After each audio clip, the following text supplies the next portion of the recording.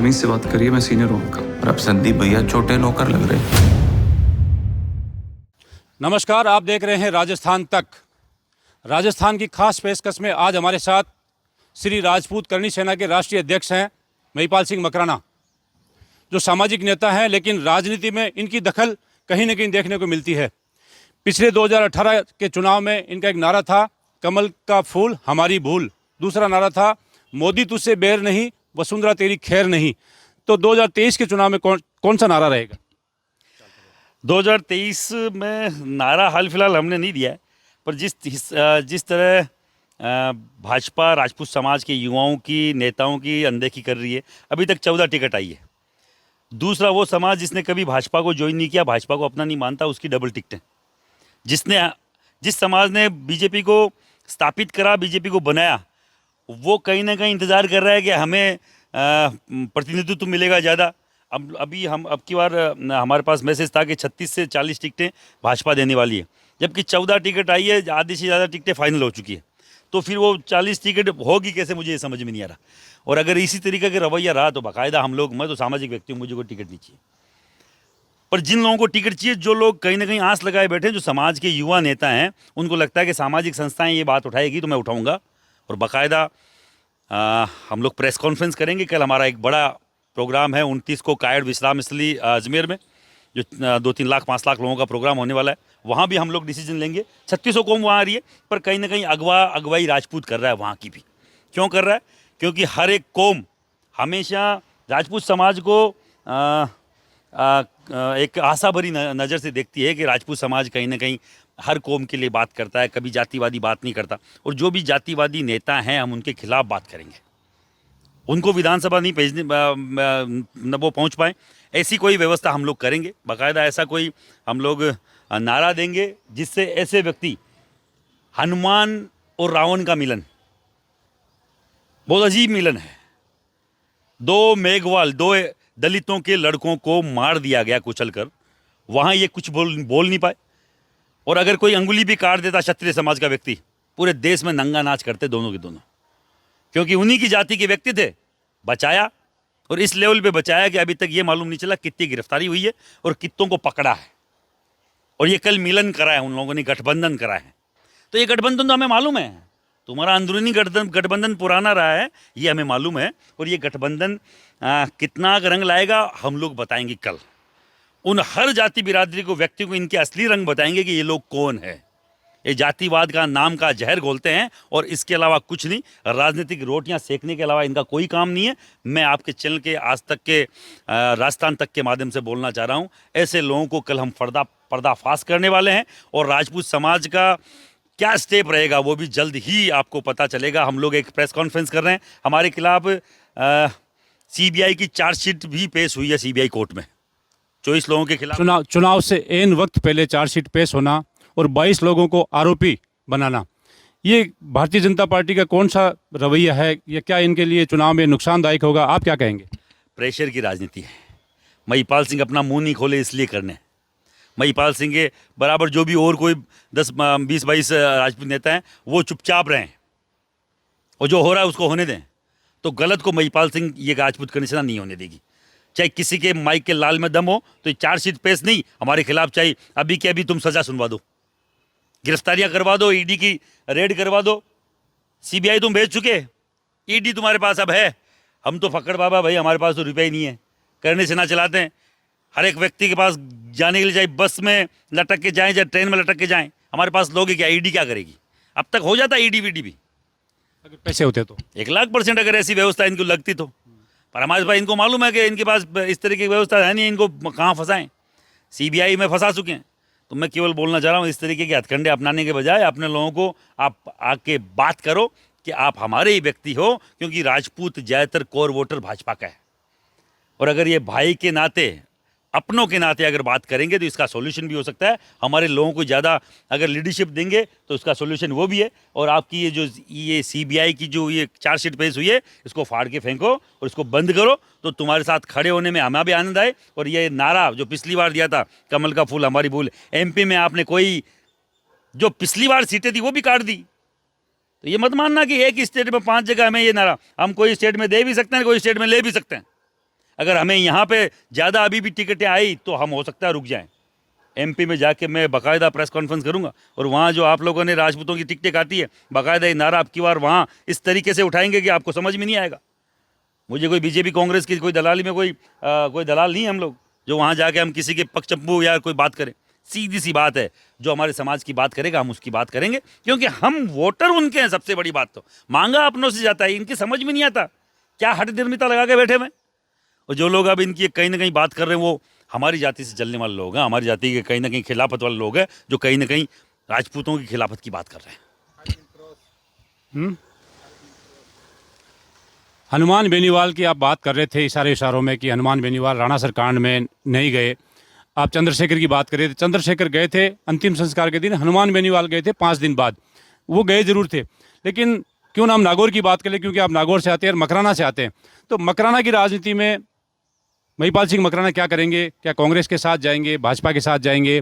मकराना का बताइए। देखिए सर, मैं पॉलिटिकल व्यक्ति तो हूँ नहीं, मैं सामाजिक व्यक्ति हूँ, पर जो हमारे वहाँ के विकास की बात करेगा, चाहे वो बीजेपी हो चाहे कांग्रेस, हम लोग उनके साथ खड़े मिलेंगे। जातिवादी राजनीतिक जो भी करेगा हम लोग उसके खिलाफ मिलेंगे। हम लोग उस हर एक व्यक्ति के खिलाफ मिलेंगे जो वहाँ का विकास कराने में इतने मतलब कुछ लेस मात्र भी उनको कोई मज़ा नहीं आ रहा। 2-2 बार 3-3 बार एमएलए रह के भी अगर जो कोई नहीं कर पा रहा है तो मुझे लगता नहीं किसी को रिपीट करना चाहिए। युवा सोच वहाँ की बदल रही है, जातिवादी मानसिकता से लोग ऊपर उठ रहे हैं और कहीं ना कहीं विकास की तरफ देख रहे हैं। मकराना का जो विकास करेगा हम लोग उसके साथ मिलेंगे और देखेंगे जाके बाकायदा उस क्षेत्र में। भाई कांग्रेस की अभी टिकट अभी डिक्लेयर नहीं हुई है, बीजेपी की टिकट एक महिला को मिली है, हम लोग नहीं जानते वो महिला कौन है, जाके पता करेंगे। अगर ऐसा कोई विकासवादी महिला होगी तो उसके साथ मिलेंगे, कोई दिक्कत नहीं है। हमें महिलाओं से कोई इतराज़ थोड़ी है, महिला शक्ति को भी आगे आना चाहिए, पर बाकायदा ऐसा परिवार हो, ऐसी सशक्त नारी हो जो वहाँ के विकास की बात करे। कांग्रेस से भी ऐसा कोई युवा लड़का आए जो बाकायदा वहाँ हमारे मकराना में आज तक 8,000 करोड़ का रेवेन्यू देने वाला क्षेत्र सबसे कंडम एक और खस्ता हालात में है इस राजस्थान के।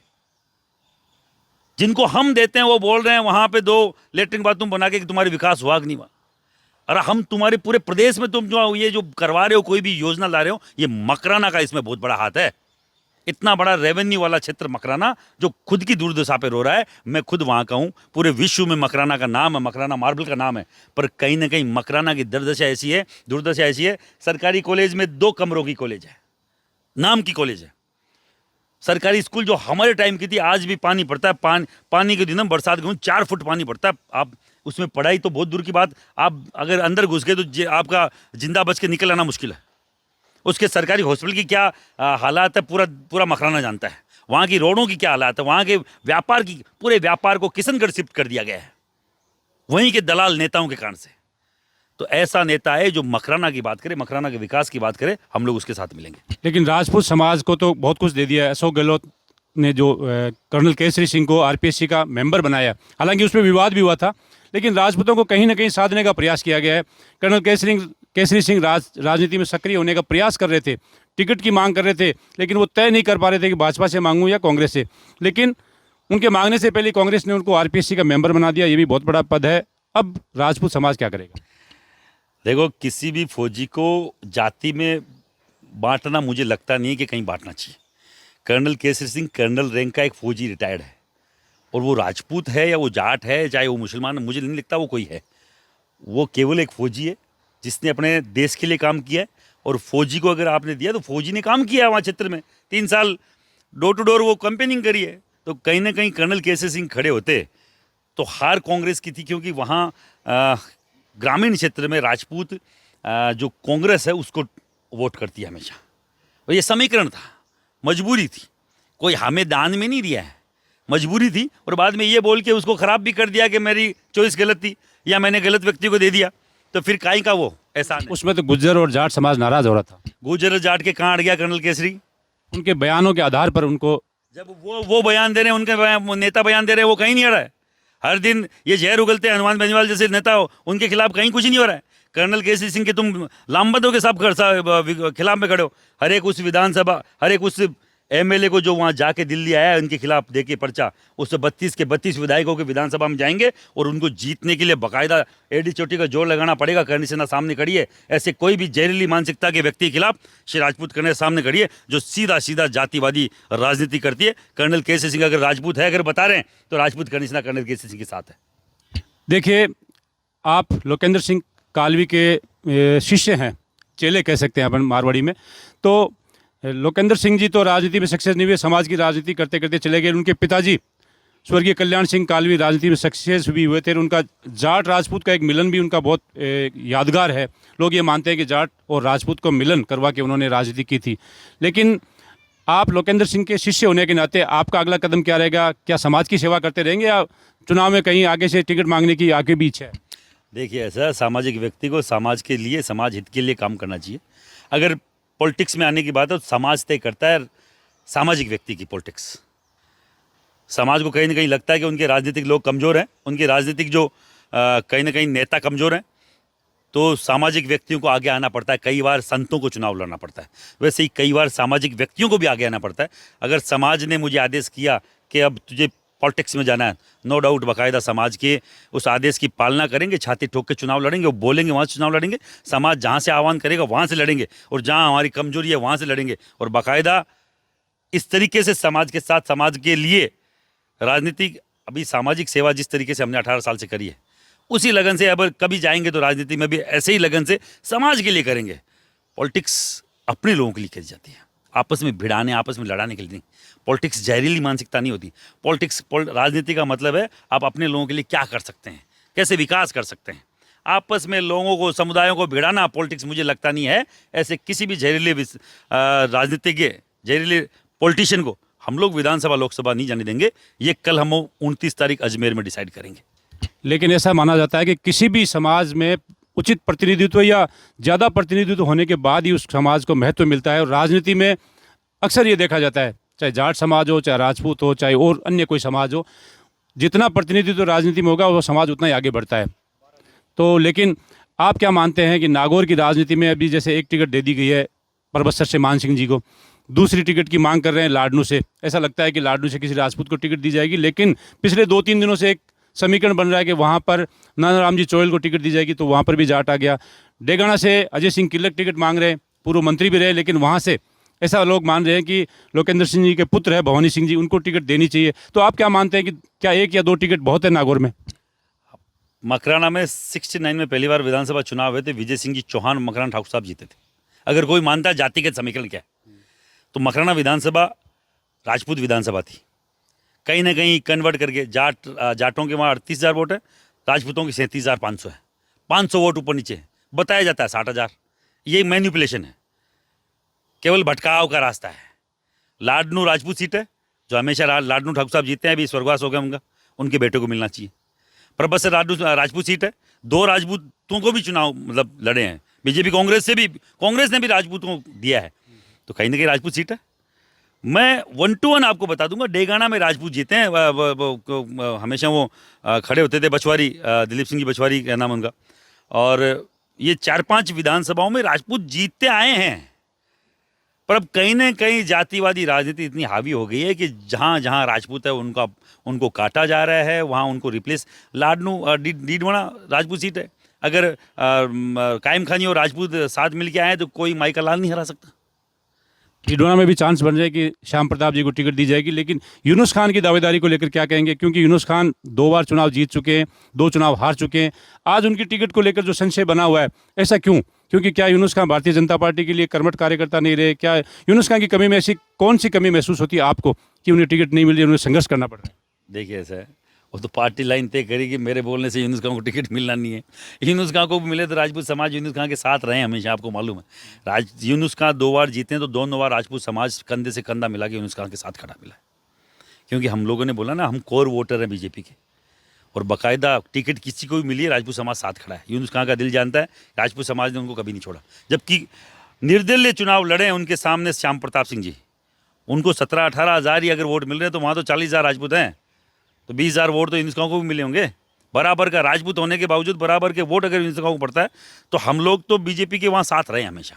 मुझे लगता है वहाँ से भी किसी को भी टिकट मिले, अगर वो लोग भी वापस साथ रहे तो ये सीट जो है डीडवाना, वहाँ से भी एक राजपूत एमएलए बन सकता है। यूनुस खां भी रहे तो हमें कोई एतराज़ नहीं है, और यूनुस खां कभी हम लोग विरोधी नहीं रहे। यूनुस खां अपने क्षेत्र में अपना एक अलग वो रखते हैं, राजपूतों को साथ लेके चलने का उनका एक अलग से एक मैसेज रहा है हमेशा, तो हमें उससे कोई दिक्कत नहीं है। पर बशर्ते वो तो पार्टी लाइन तय करेगी, मेरे आपके बोलने से कुछ होगा नहीं। चलो अंतिम सवाल पूछ लेता हूँ अब। महिपाल सिंह मकराना, क्या 2023 में तो अब समय निकल गया, टिकटों भी बंट गई, आने वाले चुनाव में जो अगला चुनाव आएगा उसमें महिपाल सिंह मकराना को कहीं से चुनाव लड़ता हुआ देख पाएंगे या नहीं देख पाएंगे, और देख पाएंगे तो कौन सी पार्टी? एमपी चुनाव है अभी 4 महीने बाद, समय निकलना मतलब एमपी का लड़ सकते हैं? क्यों नहीं, समय ने कहा किसका राजपूत राजनीति नहीं करेगा तो क्या करेगा। मुझे 18 साल हो गए सामाजिक कार्यकर्ता के तौर पर। लोग 18 दिन नहीं लगाते, समाज के नाम पे आते हैं, फेमस होकर एमएलए का टिकट लेकर चले जाते हैं, कोई प्रधान प्रमुख एमएलए बन जाते हैं। 18 साल लंबा पीरियड होता है, अपनी पूरी जवानी समाज के लिए देना बहुत बड़ा टास्क है। मैंने मेरे परिवार को समय नहीं दिया, वो समय मैंने समाज को दिया है। दिन रात, सुबह शाम, 24/7 हर दिन समाज के लिए खड़े रहे। समाज अगर आदेश करेगा तो एमपी चुनाव पास में हम तो एमएलए भी लड़ लेते, पर मुझे लगता नहीं कि राजपूत समाज के राष्ट्रीय श्री राजपूत करणी सेना के राष्ट्रीय अध्यक्ष के लिए एमएलए, मुझे लगता है एमएलए तो हम लोग लड़ाई तो ठीक लगेगा। कोई एमपी जैसा कुछ होगा और समाज आदेश करेगा तो बाकायदा एमपी के चुनाव में हाथ आजमाएंगे। कहाँ दिक्कत है, समाज आदेश करे। अभी ये धरती वीरों से खाली नहीं हुई है। राजपूत समाज का युवा भी तटस्थ है, लड़ने में सक्षम है और बाकायदा दिल्ली जाने में सक्षम है। तो ये थे श्री राजपूत करणी सेना के राष्ट्रीय अध्यक्ष महिपाल सिंह मकराना, जो अपनी साफ और बेबाक बयानों से जाने जाते हैं। आज भी उनका साफ कहना है कि अगर पार्टी कोई इन्हें मौका देगी तो एमपी चुनाव में चुनाव लड़ने के लिए तैयार हैं, और जहाँ जहाँ राजपूत समाज के नेता खड़े होंगे उनका वो समर्थन करेंगे, चाहे वो किसी भी पार्टी से हो। साथ ही इनका ये कहना है कि जिस तरह से आनंदपाल प्रकरण में बार बार इनको घसीटा जा रहा है, वो भारतीय जनता पार्टी को सोचना चाहिए कि चुनाव से ऐन वक्त पहले चार्जशीट पेश करना कहीं ना कहीं उन्हें भी नुकसान दे सकता है। अब देखना ये होगा कि आने वाले 25 तारीख को राजपूत समाज का क्या डिसीजन रहता है, कौन से पक्ष में, कौन सी पार्टी के पक्ष में ज़्यादा मतदान रहता है, और राष्ट्रीय राजपूत करणी सेना किस पार्टी के पक्ष में प्रचार करती हुई दिखेगी, ये भी देखने वाली बात होगी। सहयोगी अबरार के साथ हनीफ खान, नागौर।